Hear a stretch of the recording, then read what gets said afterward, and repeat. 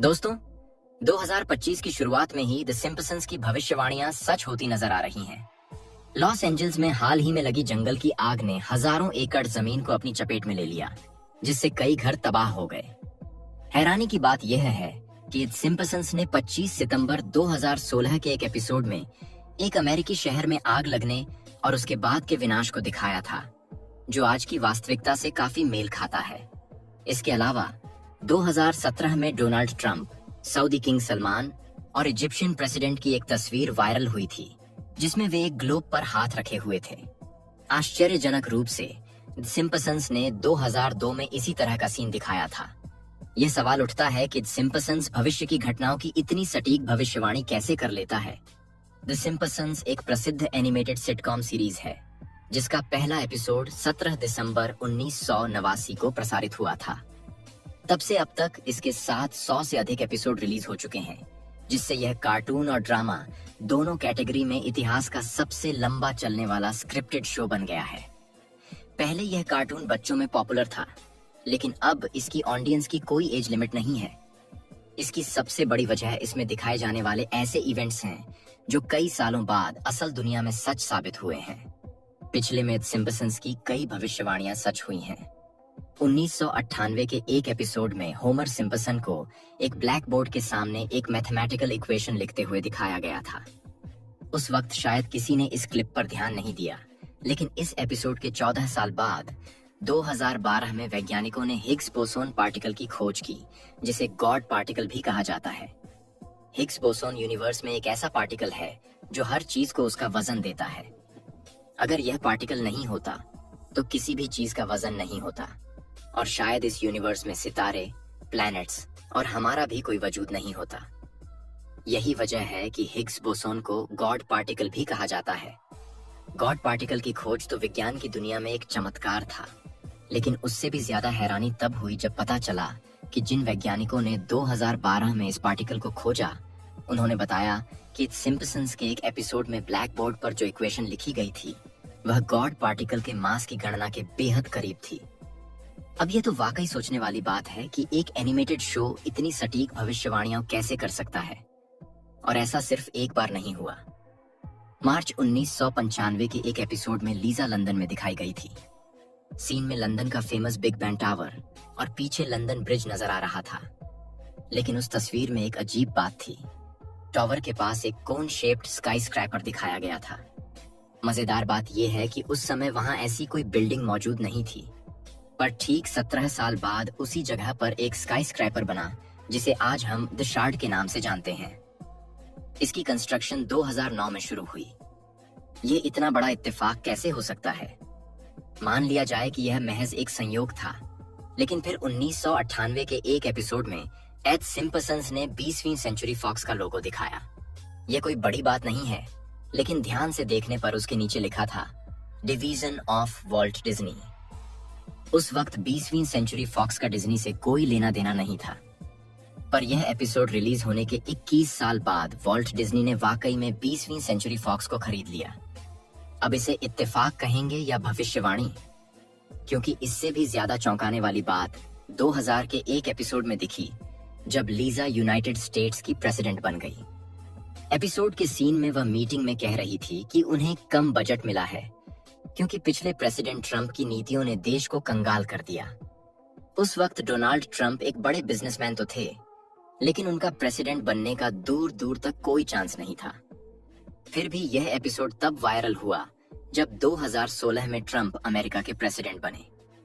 एक और सीन में ट्रंप को एस्केलेटर से नीचे उतरते हुए दिखाया गया था, और ठीक वही दृश्य 2015 में तब सच हो गया जब ट्रंप टावर के एस्केलेटर से नीचे उतरते हुए उन्होंने अपनी कैंडिडेसी का ऐलान किया। और यह सब यहीं खत्म नहीं होता। 1998 के एक एपिसोड में लीजा एक लिस्ट दिखाती है, जिसमें कुछ लोगों के नाम हैं जिन्हें भविष्य में नोबेल प्राइज मिल सकता है। हैरानी की बात यह है कि इस लिस्ट में एक नाम बैंकडार होमर का भी था। इस एपिसोड के 18 साल बाद 2016 में बैंकडार होमर को वाकई में नोबेल प्राइज मिला। इतनी सारी सटीक भविष्यवाणियों के बाद लोग इस शो को लेकर और भी ज्यादा हैरान हैं। सवाल उठता है कि आखिर एड सिम्पसंस आने वाले वक्त को इतनी एक्यूरेसी के साथ कैसे प्रिडिक्ट करता है। अब एक और दिलचस्प बात सुनिए। एक एपिसोड में लीजा लंदन जाती है और वहां बिग बैन टावर पर लगी एनालॉग क्लॉक की जगह डिजिटल क्लॉक लगी हुई देखती है। ऐसा सोचना तो मुश्किल है कि बिग बैन की घड़ी को हमेशा के लिए डिजिटल कर दिया जाए, लेकिन ये नामुमकिन भी नहीं है। 2022 में जब बिग बैन टावर पर रिनोवेशन का काम चल रहा था, तो इस बात पर चर्चा जरूर हुई थी कि किसी खास मौके पर घड़ी को डिजिटल किया जा सकता है। क्या यह 2025 का ही साल होगा जब इस टावर पर डिजिटल क्लॉक लगाई जाएगी? यह तो आने वाला वक्त ही बताएगा। आगे बढ़ते हैं एड सिम्पसन्स की एक और प्रेडिक्शन की ओर, जो शायद 2025 में पूरी हो जाए। 2010 के एक एपिसोड द फुल मोंटी में दिखाया गया था कि मिस्टर बर्न्स ने दिमाग को कंट्रोल करने वाली एक डिवाइस बनाई थी, जिससे लोगों के माइंड को उनकी मर्जी के खिलाफ चलाया जा सके। अब आपको बताते चलें कि दुनिया के जाने माने अरबपति एलन मस्क, जिन्हें आप सिर्फ टेस्ला, स्पेसएक्स और स्टारलिंक जैसी कंपनियों के मालिक के तौर पर जानते हैं, उनकी एक और कंपनी भी है जिसका नाम है न्यूरालिंक। यह कंपनी पिछले कई सालों से एक ऐसी डिवाइस पर काम कर रही है जो इंसान के दिमाग को कंप्यूटर से कनेक्ट कर सके। फिलहाल इस डिवाइस का काम सिर्फ पैरालिसिस, अल्जाइमर्स और एपिलेप्सी जैसी बीमारियों को कंट्रोल करना होगा। लेकिन 2025 में इस डिवाइस के प्रोटोटाइप को दुनिया के सामने लाने का प्लान मौजूद है। क्या एड सिम्पसन्स की यह प्रेडिक्शन सच होगी? चलते हैं अगली प्रेडिक्शन की तरफ। 1996 के एक एपिसोड में फ्यूजन एनर्जी का जिक्र किया गया था। यहाँ आपको बताते चलें कि फ्यूजन एनर्जी आजकल की क्लीन एनर्जी से भी ज्यादा पावरफुल है, क्योंकि यह ग्रीन हाउस गैसेस नहीं बनाती, कम फ्यूल से ज्यादा पावर जनरेट करती है और फिजन के मुकाबले लंबे अरसे का रेडियो एक्टिव वेस्ट भी नहीं छोड़ती। 2 साल पहले कैलिफोर्निया की एक लैब ने कामयाबी से फ्यूजन रिएक्शन करके दिखाया था, और हो सकता है कि 2025 में इसका कोई प्रोटोटाइप भी दुनिया के सामने लाया जाए।